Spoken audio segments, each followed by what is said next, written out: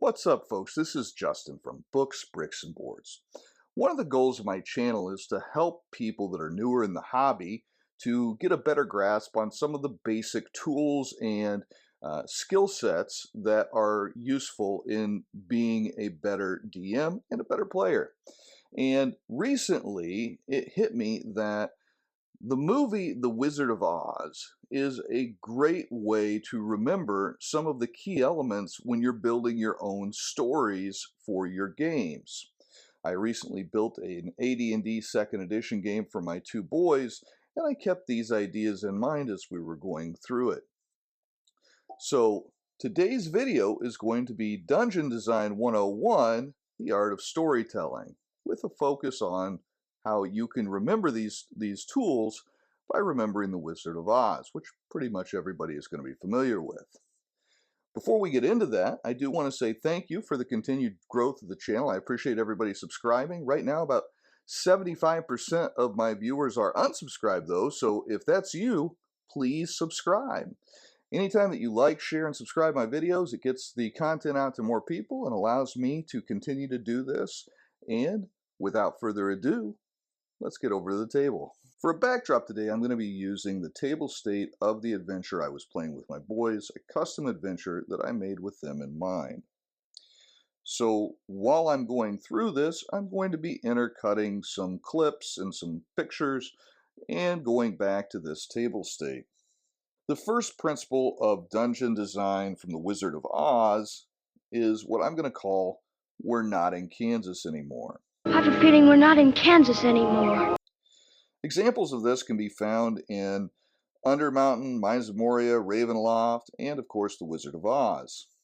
This is where the subjects of the story are either physically or metaphorically transferred to a land that is completely foreign to their own. With Undermountain, you're walking through the city of Waterdeep, and all of a sudden you go down a well and you're in this massive upside down tower, basically, that you can explore, and you can find all sorts of beasties that you would never expect to find in a populated city.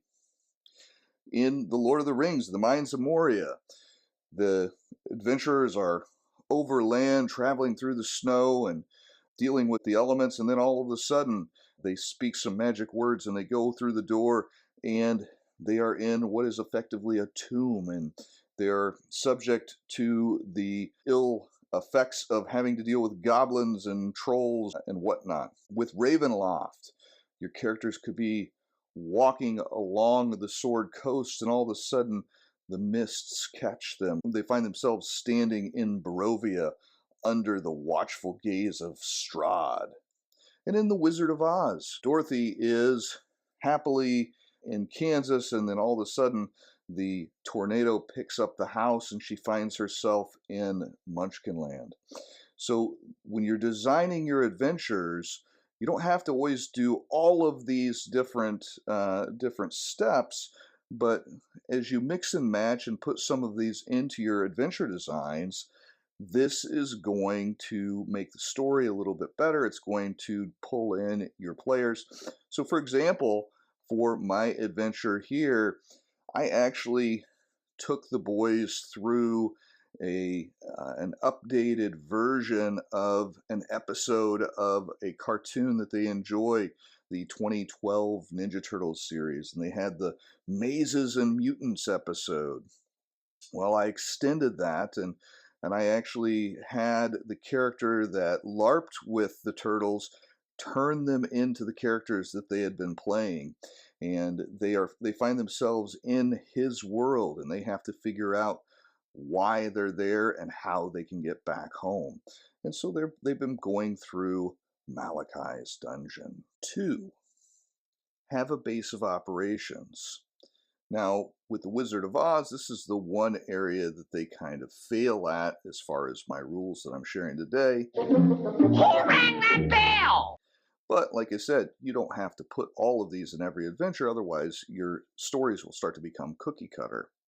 But in those adventures where you do give the players a base of operations, that could be a small town that is familiar with them, an inn, an abandoned fort, even a cave.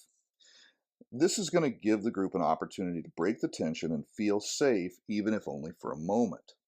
So in my example here, on the right-hand side of the screen, you can see the bottom layer of an inn. So the inn is a place that they could fall back to, maybe pin up the doors and get stuck in and take a little respite from their adventures if they so choose.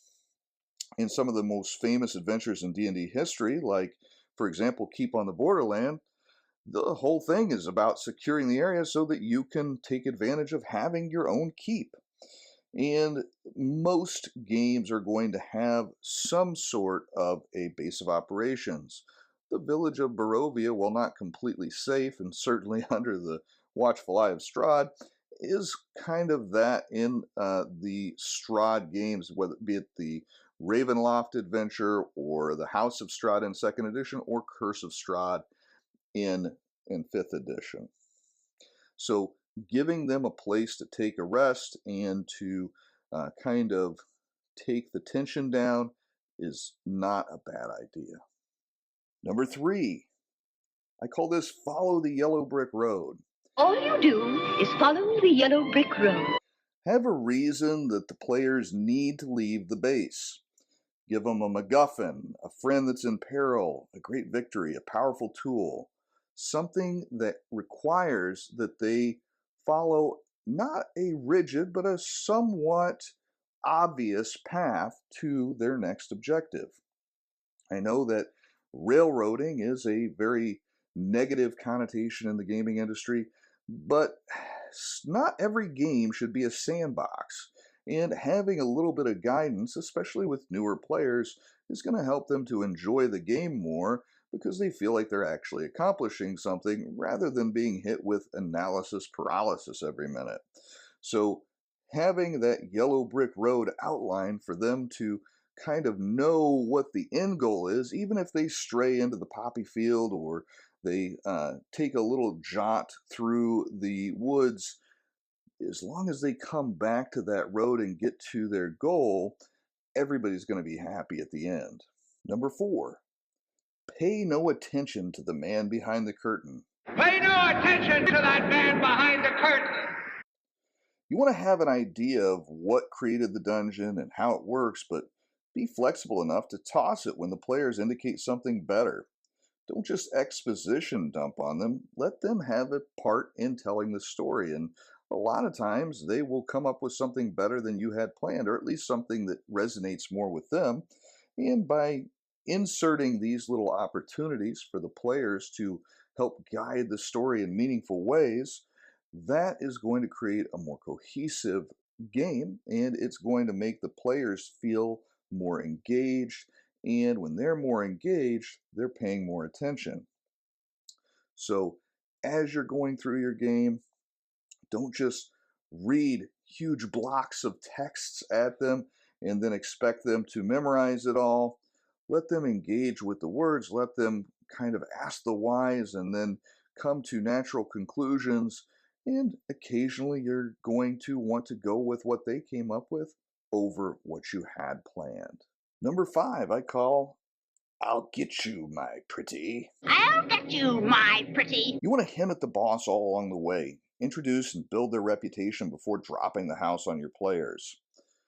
Don't just expect them to have the same reverence for the boss that you created an intricate backstory on. We're not worthy. If they know nothing about them. You want to show their power without actually challenging the players up front. You want the players to be afraid of them, but also to be curious about them. You want the players to have an opportunity to interact with those that have been impacted by the boss so that they can really feel the gravitas of what they are about to be challenged by. So in The Wizard of Oz, we see the witch many times before Dorothy has to actually engage her directly. You know, the first time Glinda protects Dorothy from the evil witch, and then the witch just kind of pokes and prods at Dorothy in the woods and then takes off. She doesn't actually go head to head with her. And the same thing is done in Curse of Strahd. You know, Strahd comes in and he pokes at the players, and he's hinted at by the villagers and the Vistani. And then only towards the end of the adventure do you have real direct conflict with him. And even then, after he has had dinner with the players and they've gotten to know him and maybe even feel a little bit sorry for his situation, but still knowing that they're going to have to do battle with him. And that is what makes a great villain, one that is developed and built over time before the final engagement. You have to earn that final engagement through storytelling to get the full effect. And the final tip I'm going to give today, number 6, is I'm calling I'll miss you the most of all. I think I'll miss you most of all. You want to create a meaningful sense of finality to the adventure while not closing off the opportunity for future adventures. You want there to be some real consequences and some real victory to be felt. For example, in The Wizard of Oz, whenever they are going back to Kansas, Dorothy is going through her goodbyes with the Tin Man, the Lion, and the Scarecrow. And of course, she gets to that point with the Scarecrow and she tells him that she is going to miss him the most of all. And that's what you're looking for. You're wanting your players to actually have a sense of connection to the story and even to the characters that you've created for them. Whenever a character, a major character, dies in your campaign, If he dies, he dies. it should have some emotional weight to it.